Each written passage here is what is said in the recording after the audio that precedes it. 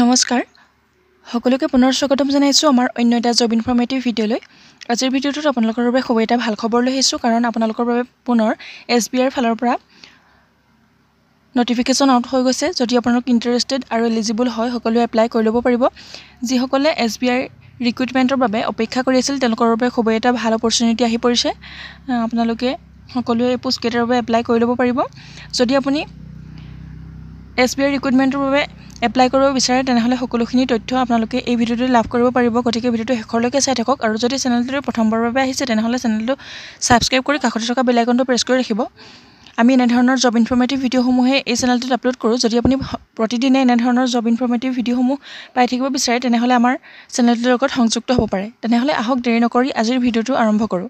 আপোনালোকে এই ভিডিঅ'টোত এই পোষ্টসমূহৰ বাবে কেনেধৰণৰ কোৱালিফিকেশ্যন লাগিব, অৰ্হতা কেনেকুৱা হ'ব, আৰু চিলেকশ্যন প্ৰচেছটো কেনেধৰণৰ হ'ব, এজ লিমিট কিমান হ'ব, সকলোখিনি ডিটেইলছ আমি আলোচনা কৰিছোঁ। গতিকে ভিডিঅ'টো শেষলৈকে চাই থাকক।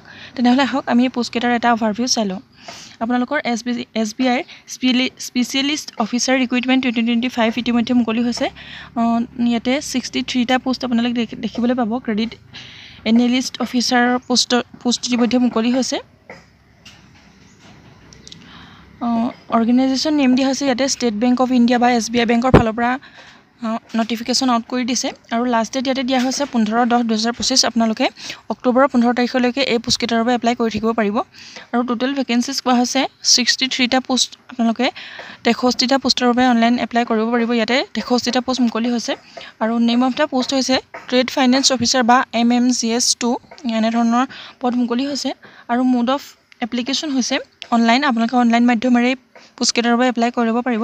আৰু জব লোকেশ্যন হৈছে অল ইণ্ডিয়া। আপোনালোকে অল ইণ্ডিয়াতে জব লাভ কৰিব পাৰিব। আৰু কেটেগৰী দিয়া হৈছে বেংক জবছ। যদি আপোনালোকে এই পোষ্টকেইটাৰ বাবে এপ্লাই কৰিব বিচাৰে, তেনেহ'লে আপোনালোকে অফিচিয়েল ৱেবছাইটত গৈ এপ্লাই কৰিব পাৰিব। আৰু এজ লিমিট ইয়াতে দিয়া হৈছে আপোনালোক 25 বছৰৰ পৰা 35 বছৰলৈকে এপ্লাই কৰিব পাৰিব, যিখিনি জেনেৰেল কেটেগৰীৰ কেণ্ডিডেট আছে। আৰু বাকীখিনিৰ কাৰণে এজ ৰিলেক্সেশ্যন দিয়া থাকিব। আপোনালোকে মিনিমাম 25 ইয়াৰ্ছৰ পৰা এপ্লাই কৰিব পাৰিব। ST কেণ্ডিডেট আৰু SC কেণ্ডিডেটৰ বাবে 5 বছৰকৈ ৰিলেক্সেশ্যন দিয়া হৈছে, আৰু যিখিনি OBC MOBC আছে তেওঁলোকৰ বাবে 3 বছৰকৈ ৰিলেক্সেশ্যন ইয়াতে দিয়া হৈছে। আৰু এডুকেশ্যনেল কোৱালিফিকেশ্যনৰ কথা ইয়াত কোৱা হৈছে আপোনালোক যিকোনো ডিচিপ্লিনৰ পৰা গ্ৰেজুৱেশ্যন পাছ কৰা হ'লে আপোনালোকে এপ্লাই কৰিব পাৰিব। আৰু ইয়াতে দিয়া হৈছে MBA finance, PGDBA, PGDBM, MMS finance, CA, CFA, ICWA এইকেইটা কোৱালিফিকেশ্যন আপোনালোকৰ বিচাৰিছে। যদি আপোনালোকৰ এইকেইটা কোৱালিফিকেশ্যন আছে, তেতিয়াও আপোনালোকে এপ্লাই কৰিব পাৰিব। আৰু আপোনালোকে পোষ্ট কোৱালিফিকেশ্যন এক্সপিৰিয়েঞ্চৰ কথা ইয়াত দিয়া হৈছে। আপোনালোকৰ ইয়াতে এক্সপিৰিয়েঞ্চ বিচাৰিছে। আপোনালোক এলিজিবল আৰু ইণ্টাৰেষ্টেড হয়, এপ্লাই কৰি ল'ব পাৰিব। আৰু এপ্লিকেশ্যন ফিৰ কথা ইয়াতে দিয়া হৈছে। আপোনালোক জেনেৰেল কেণ্ডিডেট হ'লে 750 টকাকৈ এপ্লিকেশ্যন ফিজ দিব লাগিব। আৰু যিখিনি OBC কেণ্ডিডেট আছে, তেওঁলোকেও 750 টকাকৈ দিব লাগিব। আৰু EWS কেণ্ডিডেটেও 750 টকাকৈ এপ্লিকেশ্যন ফি দিব লাগিব। আৰু SC ST আৰু PWD কেণ্ডিডেটৰ বাবে ইয়াতে কোনো ধৰণৰ এপ্লিকেশ্যন ফি দিয়া নাই। আপোনালোকে অনলাইন মাধ্যমেৰে এই পে'মেণ্টটো কৰিব লাগিব। যদি আপোনালোক ইণ্টাৰেষ্টেড আৰু এলিজিবল হয়, সকলোৱে এপ্লাই কৰিব পাৰিব। আপোনালোকৰ বাবে খুব এটা ডাঙৰ অপৰচুনিটি আৰু ভাল অপৰচুনিটি।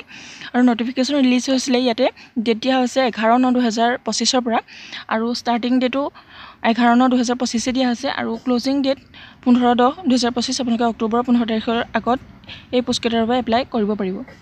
আজিৰ ভিডিঅ'টো মানে আছিলে। যদি ভাল লাগে এটা লাইক কৰিবলৈ নাপাহৰিব, আৰু চেনেলটোলৈ প্ৰথমবাৰৰ বাবে অহাসকলে চেনেলটো ছাবস্ক্ৰাইব কৰি কাষতে থকা বেল আইকনটো প্ৰেছ কৰিবলৈ নাপাহৰিব।